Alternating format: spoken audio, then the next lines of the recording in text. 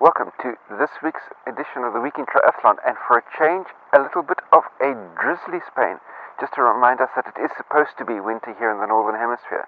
But without further ado, let's roll that intro and get stuck into this week's news.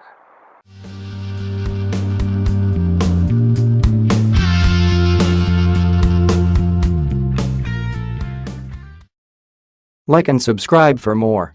First item of news this week is that Melissa Halshid is glad to have 2017 behind her, during which she endured complications following major surgery.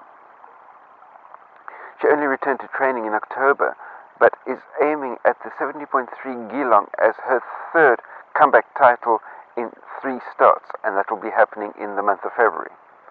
Then moving along to some news from the Challenge family, and that the Challenge family have announced that Challenge Madrid will be the ETU, that's the European Triathlon Union's European Triathlon Long Distance Championships this year. Next up, some news from Rinny. That's right, 3-time world champion and new mom Mirinda Carfrey has been tweeting pictures that indicate that she is, by all intents and purposes, firmly back into training mode. Next up, we have a massive story out from the world of Ironman. Ironman turns 40 in 2018, and to celebrate, they are doing a draw for 40 slots based on everyone that has registered for a full Ironman for, up until the 14th of January 2018. You've got one entry in the draw for each full Ironman that you register for, even if you haven't paid for the event yet. But that's up to a maximum of 3 entries, so a maximum of 3 Ironmans that you can register for. And if you are one of the 40 that come out in the draw, you will not only have to purchase your Kona slot for $950, but also fully pay up any of those events that you registered for, all by the 1st of April 2018.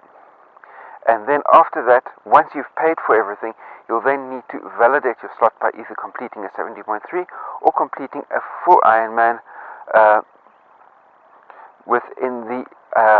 finishing them within the cutoff period.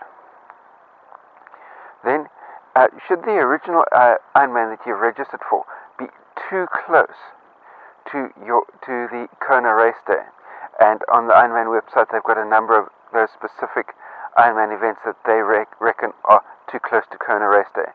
Those specific events that you've already registered for and already paid for, you will be able to transfer those races to the 2019 season with no financial penalty whatsoever.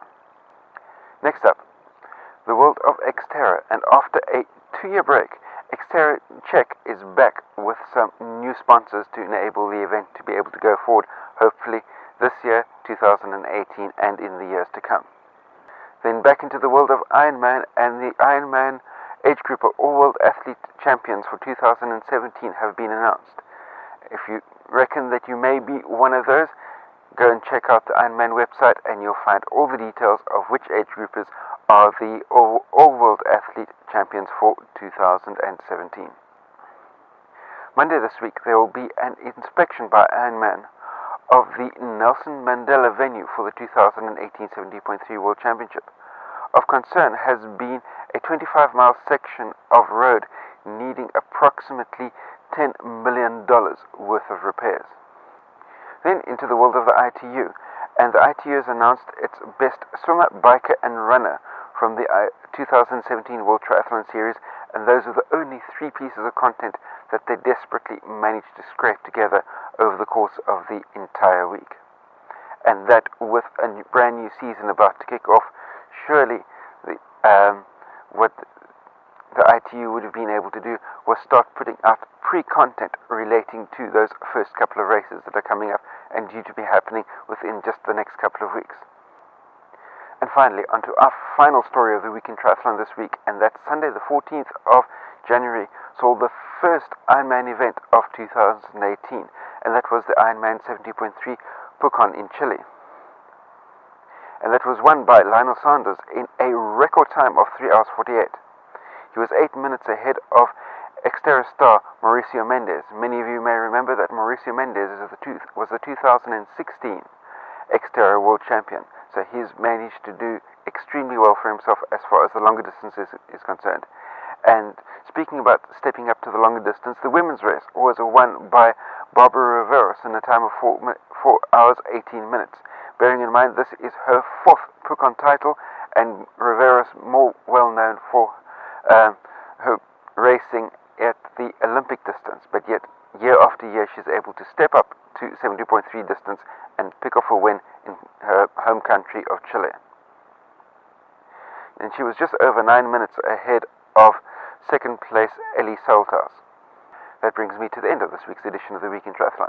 Be sure to like this video, share it out amongst your friends. If you're new to my channel, hit the subscribe button that's down there. And last but by no means least, remember that until the two of us meet again, stay carved up for the win. See you next time. Cheers. CoachEdu.net